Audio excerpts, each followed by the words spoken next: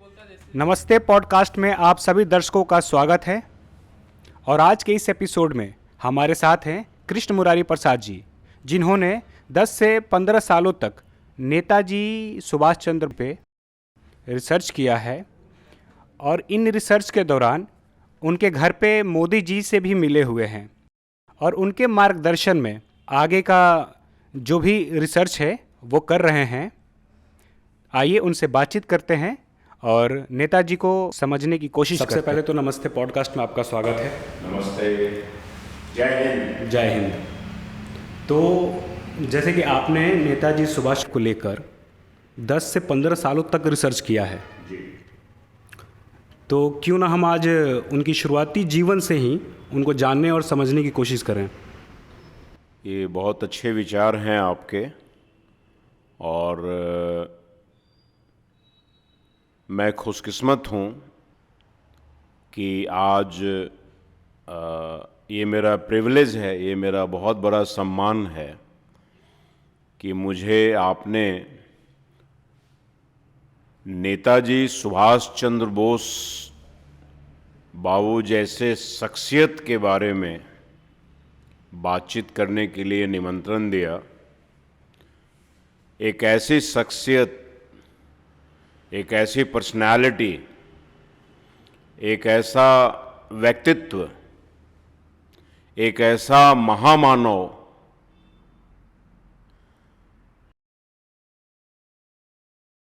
जिनके बारे में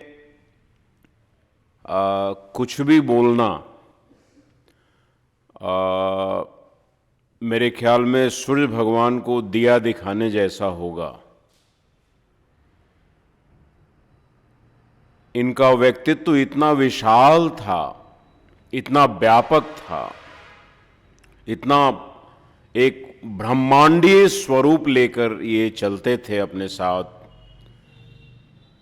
इनके बारे में कोई भी रिसर्च या कोई भी जानकारी एक जन्म काफ़ी नहीं होगा, कई जन्म लेने पड़ेंगे, तब नेताजी जैसे विशाल व्यक्तित्व के स्वामी को थोड़ा समझ पाएंगे। तो मैं बहुत लकी हूँ, मैं भाग्यशाली हूँ कि मुझे बोलने का, उनके बारे में कुछ बातें करने का एक आशीर्वाद मिला। ये ऐसा ईश्वर के आशीर्वाद से ही होता है। तो क्यों ना हम उनको उनकी शुरुआती जीवन से ही समझने की कोशिश करें। तो आप हमें ये बताइए कि जब वो पैदा हुए थे तो कहाँ हुए थे। ये तो लगभग सबको पता है, लेकिन किन हालातों में हुई थी उनकी पैदाइश। बहुत रेलिवेंट क्वेश्चन है आपका, बहुत सुंदर प्रश्न है। उनका जन्म 23 जनवरी 1897 1897 उड़ीसा के कटक शहर में, उस मोहल्ले का नाम है उड़िया बाजार, वहाँ हुआ था। उस समय उड़ीसा बंगाल प्रोविंस का एक पार्ट था। बंगाल, उड़ीसा और बिहार एक स्टेट थे। बाद में वो धीरे धीरे अलग हुए। आदरणीय सुभाष बाबू का जन्म का जो कालखंड था, जो समय है, उस समय भारत की स्थिति बहुत ही भयावह थी। बहुत अराजकतापूर्ण स्थिति से मां भारती को गुजरना पड़ रहा था।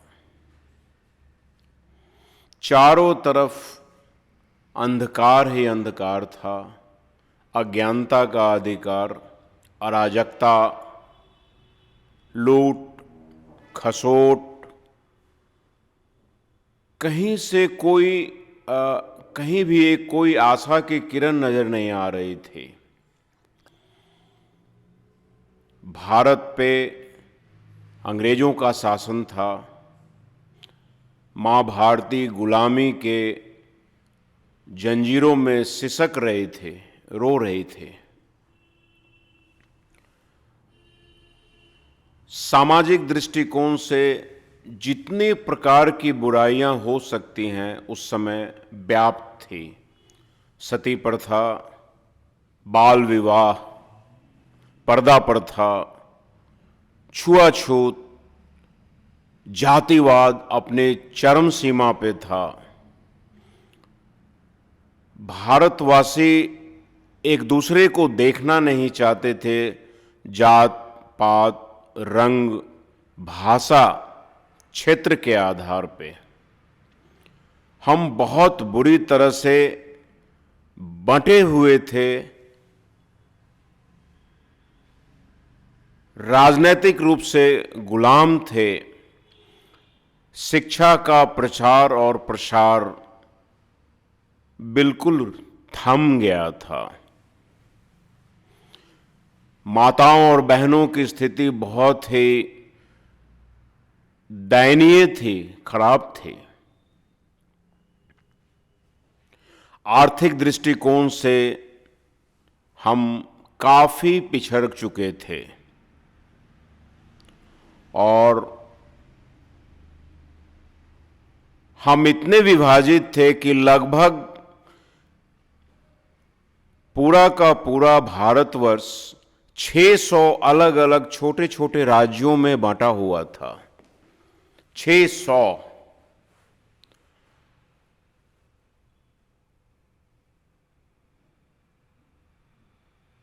ऊपर से अंग्रेजों का दमन चक्र, लूट खसोट और जितना ज्यादा भारत को कमजोर कर सकते थे अंग्रेजों ने किया। वो विदेशी थे, उन्होंने लूटा, ये बात समझ में आती है, लेकिन वो भारत को तभी लूट पाए जब कुछ भारतीयों ने मां भारती के खिलाफ उनका साथ दिया, तभी वो पैर जमा पाए। और अंग्रेजों की सेना में ज्यादातर 80% से ज्यादा जो लोग थे, सैनिक थे, वो हम भारतीय ही थे। तो ये बहुत ही दुर्भाग्यपूर्ण है कि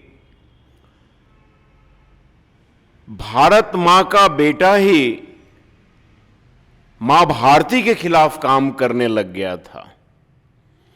तो ऐसे भयाक्रांत स्थिति में जब भारत के ऊपर दुख के काले डरावने बादल मंडरा रहे थे, ऐसी विषम परिस्थितियों में ये मां भवानी का आशीर्वाद था कि भारतीय इतिहास के राजनैतिक पटल पे एक अनमोल रत्न, चमकता हुआ सूरज, एक नई सुबह, एक नौजवान सुभाष बाबू का जन्म होता है।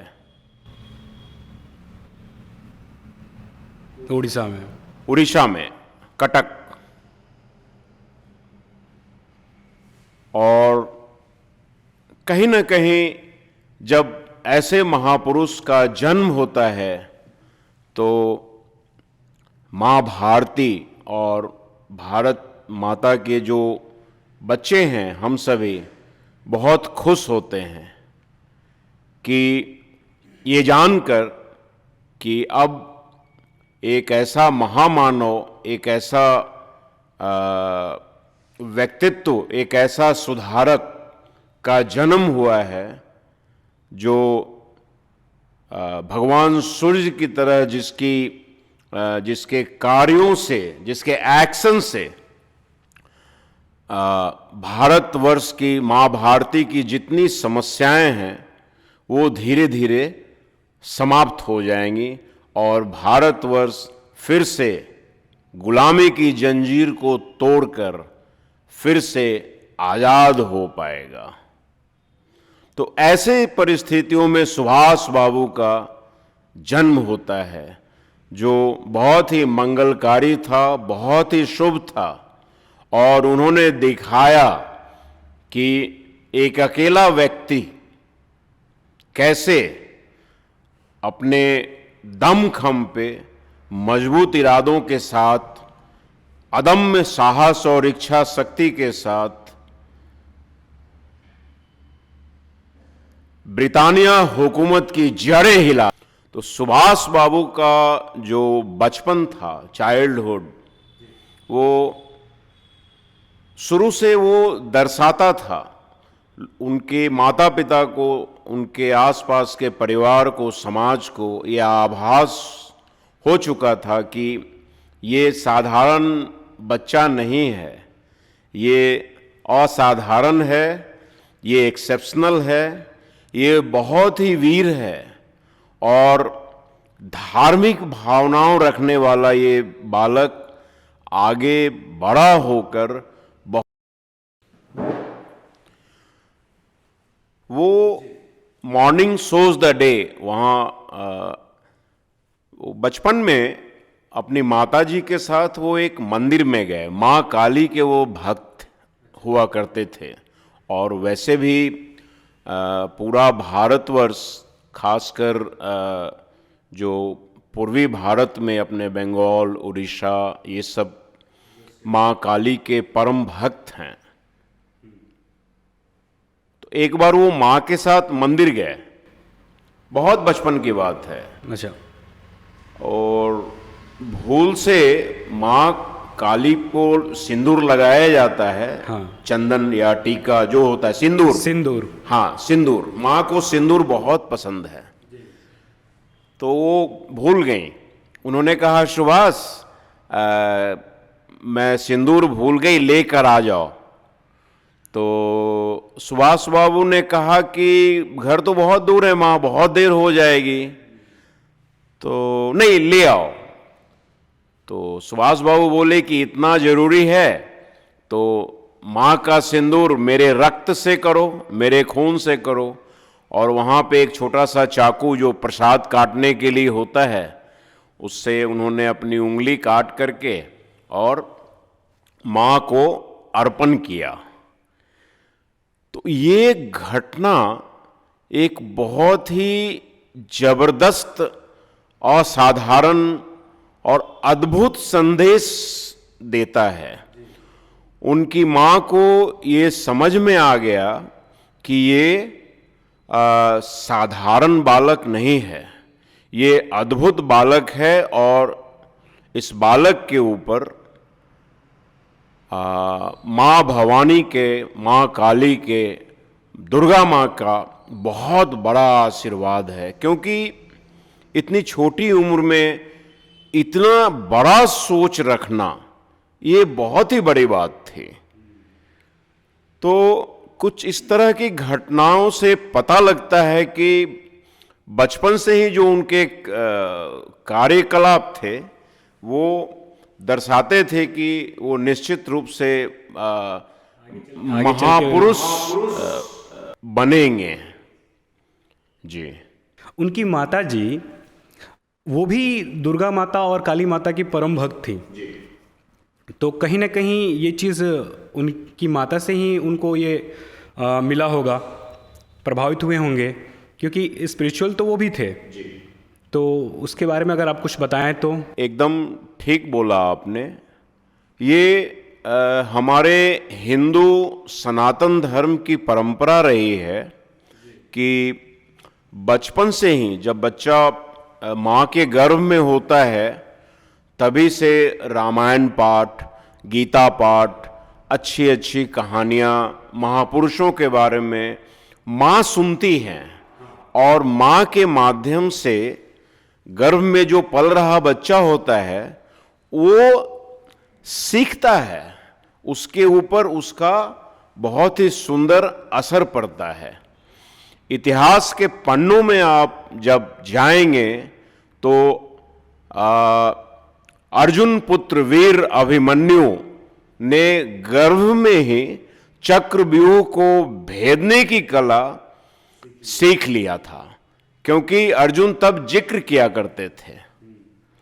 तो इस बात से हर मां, भारतवर्ष की हर मां वाकिफ है।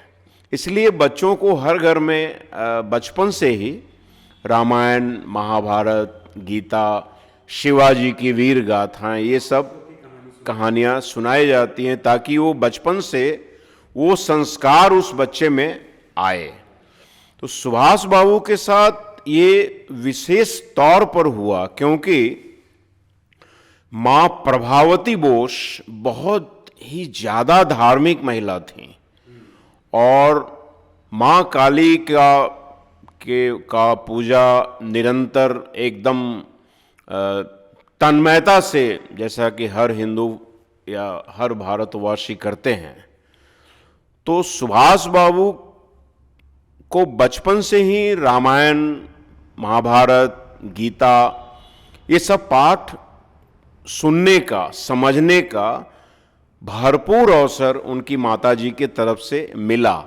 और इसका बहुत सुंदर जो सुफल, अच्छा परिणाम देखने को मिला कि पूरे जीवन उन्होंने अपने शर्ट के पॉकेट में एक छोटी सी गीता की पुस्तक आजीवन 24/7, हर समय, जाड़ा, गर्मी, बरसात, ओला, वृष्टि, युद्ध के मैदान में गोलियां चल रही हैं, सब कुछ छूट जाए, पर वो गीता वो हमेशा अपने बदन के साथ, अपने शरीर के साथ, अपने पॉकेट में रखते थे।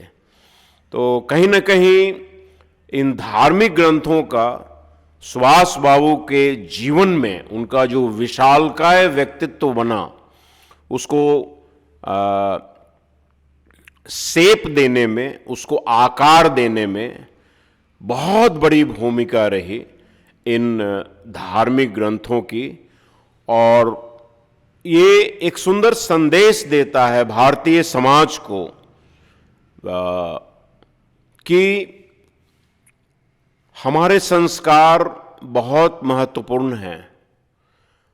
हमारे संस्कार, हमारे जो शास्त्र हैं, उनका ज्ञान बच्चों से ही, अगर बचपन से ही बच्चों में भरा जाए तो उसका जो व्यक्तित्व होगा वो बहुत सुंदर धनी व्यक्तित्व का मालिक बनेगा, स्वामी बनेगा। ये विचार सुभाष बाबू हर मंच से, जहाँ भी वो स्कूल में, कॉलेज में गए या जहाँ भी मौका मिला, उन्होंने ये बातें बताई। और उनके जीवन से ये बहुत सुंदर सीख मिलती है कि हमारे शास्त्र हमारे जीवन के मूल आधार हैं, हमारे जीवन के रक्षक हैं, राष्ट्र के रक्षक हैं। अच्छा, एक चीज़, जैसे कि आपने कॉलेज का जिक्र किया, तो कॉलेज के दिनों का कुछ घटनाएं हों या ऐसी कोई बात जो हो, जो मतलब जाननी ही चाहिए लोगों को। हाँ, अभी कॉलेज एपिसोड पे जाने के पहले स्कूल का एक और एपिसोड है, मैं उसको बताना चाहूँगा। वो बचपन में 1902 में उनका एडमिशन होता है एक बैप्टिस्ट मिशन का, प्रोटेस्टेंट यूरोपियन स्कूल होता है, वो इंग्लिश स्कूल। तो सुभाष बाबू को बहुत अच्छा वहाँ पे फील नहीं हुआ, उनको थोड़ा अटपटा लगता था। तो बाद में एक दूसरे स्कूल में 1909 में उनका दाखिला होता है, राविन शॉ स्कूल, जो जहाँ पे बंगाली, संस्कृत, ये थोड़ा सा भारतीय सभ्यता संस्कृति का माहौल था। तो वहाँ वो जो स्कूल का वातावरण था, सुभाष बाबू ने कई जगह पे जिक्र किया है कि वहाँ से उन्हें स्वामी विवेकानंद जी को समझने का, जानने का मौका मिला। और पूरे जीवन कालखंड में स्वामी विवेकानंद जी और स्वामी विवेकानंद जी के गुरु श्री रामकृष्ण परमहंस जी से नेताजी सुभाष चंद्र बोस बहुत ही ज्यादा प्रभावित थे। उनके रोम रोम में स्वामी जी के आदर्श भरे हुए थे और स्वामी विवेकानंद जी के आदर्शों को हृदय में रखकर ही वो बचपन से बड़े हुए, साहसी हुए, धार्मिक हुए और स्वामी जी का जो विजन था, जो आदर्श था, एक वैश्विक समाज, पूरा वर्ल्ड एक है, पूरी मानवता एक है, पूरा ब्रह्मांड एक है, पूरी धरती एक है, पूरा समाज एक है। तो कहीं न कहीं इतनी ये जो व्यापक अवधारणा है, बहुत कॉम्प्रिहेंसिव कॉन्सेप्ट है वर्ल्ड ह्यूमैनिज्म का, that the whole world is one family, और वसुधैव कुटुंबकम जो हमारे भारतीय जीवन शैली का अभिन्न अंग रहा है, ये भी सुभाष बाबू के हृदय में, के मस्तिष्क में, वो जो दूसरा स्कूल था जहाँ उन्होंने संस्कृत और बंगाली और जहाँ पे उनका साक्षात्कार हुआ हिंदू शास्त्रों से, हिंदू ऋषि मनीषियों, साधु संत और जो विचारक थे अपने पुराने प्राचीन काल के, उसका व्यापक असर पड़ा। और वहीं पे आनंद मठ जो 1882 का एक अभूतपूर्व आदरणीय बंकिम चंद्र चट्टोपाध्याय जी ने इस पुस्तक की रचना की थी, और ये अंग्रेजों के खिलाफ सन्यासी विद्रोह के ऊपर ये उपन्यास लिखा गया था। और आपको ये जानकर बहुत खुशी होगी कि इस पुस्तक में ही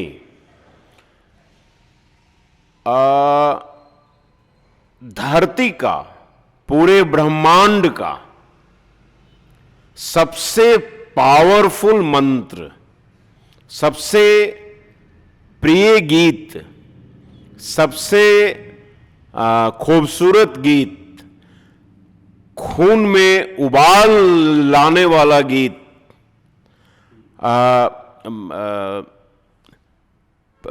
हृदय को झकझोर देने वाला एक गीत, वंदे मातरम, वंदे मातरम, उसी पुस्तक में है। और सुभाष बाबू के खून के हर कण में ये शब्द व्याप्त था, भरा हुआ था, वंदे मातरम। और बाद में मां भारती के स्वतंत्रता आंदोलन में जितने स्वातंत्र्य वीर हुए, जितने लोगों ने कुर्बानियां दी, बलिदान दिया, जान दे दिया, सबके रगों में, खून के हर कतरे में ये वंदे मातरम शब्द कूट कूट कर भरा हुआ था।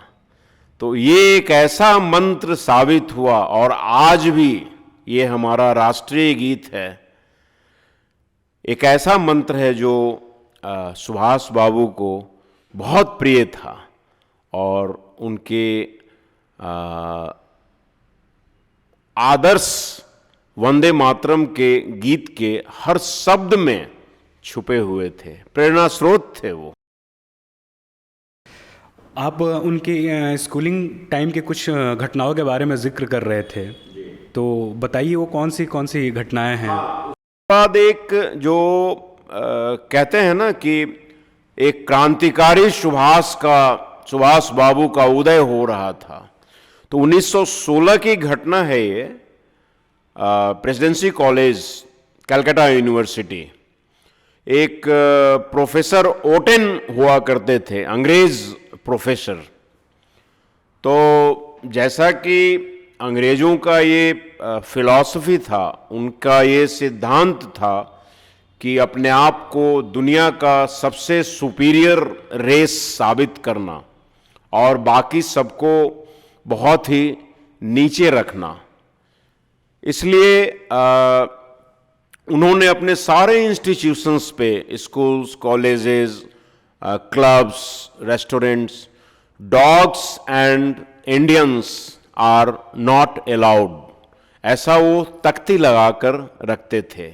कि तो ये जो अंग्रेज जाति का जो सुपीरियोरिटी कॉम्प्लेक्स था वो हर जगह दिखता था। जैसा मैंने बताया, dogs and Indians are not allowed, ये एक तरीका था उनका डेमोरलाइज करने का, कि सामने वाले के ईमान को, उसके व्यक्तित्व को इतना मार दो कि उसके सोचने की शक्ति ही ना रहे, सर उठाए ही ना।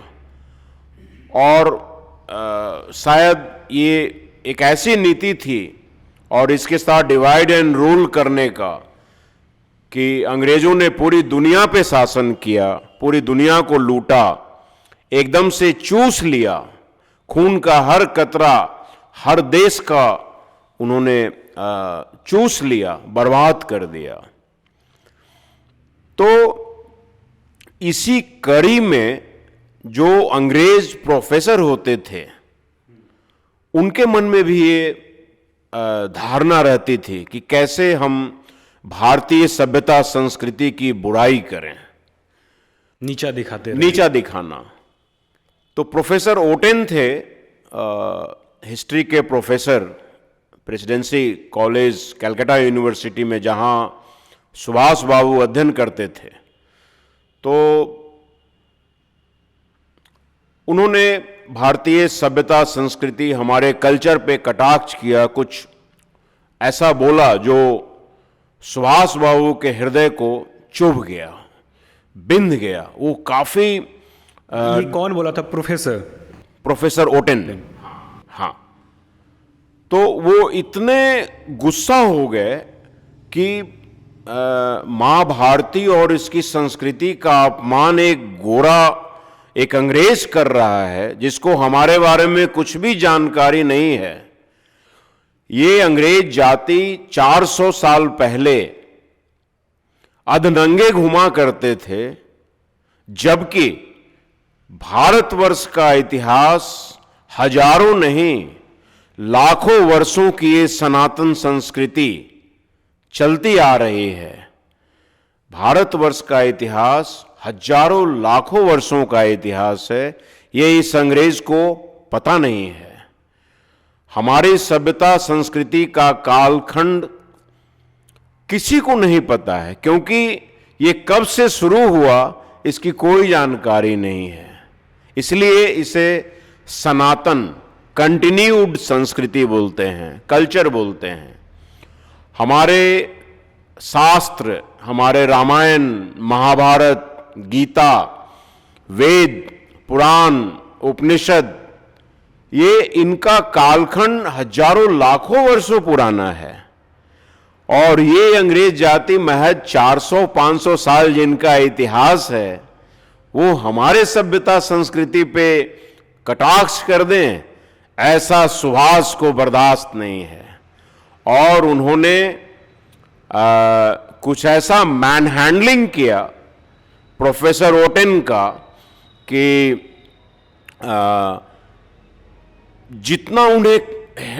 जितना हार्दिक कष्ट हुआ था सुभाष बाबू को, जितना वो अपमानित हुए थे, उसका भरपूर बदला उन्होंने उस प्रोफेसर का अपमान करके लिया।